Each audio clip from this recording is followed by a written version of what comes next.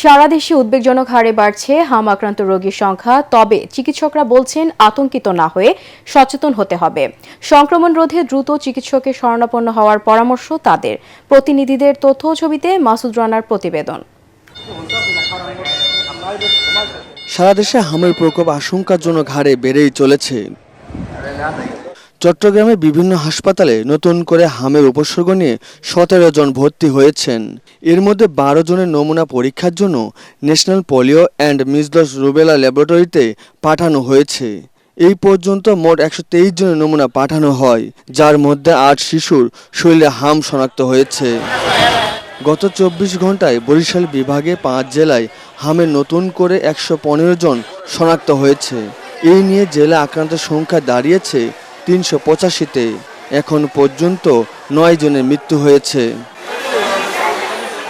মাদারীপুর জেলার 4টি উপজেলার বিভিন্ন এলাকা থেকে প্রতিদিনই হাসপাতালে আসছেন নতুন নতুন রোগী। বিসি চলছে শরীরের ভিতরে, বিসি থেকে আমরা বুঝতে পারি হাসপাতাল নিয়ে আসছি। পরে ডাক্তার সাহেব বলছে যে হামের সমস্যা হয়েছে।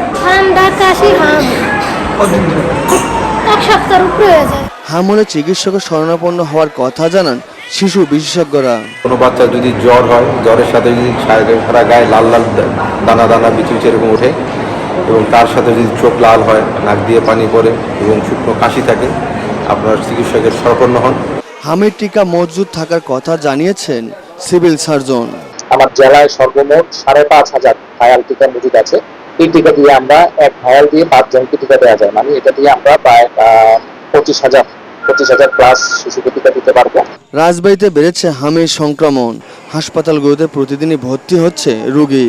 নেত্রকোনা হামের উপসর্গ নিয়ে সদর হাসপাতাল সহ বিভিন্ন উপজেলা স্বাস্থ্য কমপ্লেক্সে রোগী ভর্তির সংখ্যা বেড়েই চলেছে। গত 10 দিনে উপসর্গ নিয়ে হাসপাতালগুলোতে 44 জন ভর্তি হয়। ঢাকা ছাড়াও রাজশাহী, ময়মনসিংহ, রংপুর, খুলনা সহ দেশের বিভিন্ন জেলায় হামের ব্যাপক সংক্রমণের খবর পাওয়া গেছে।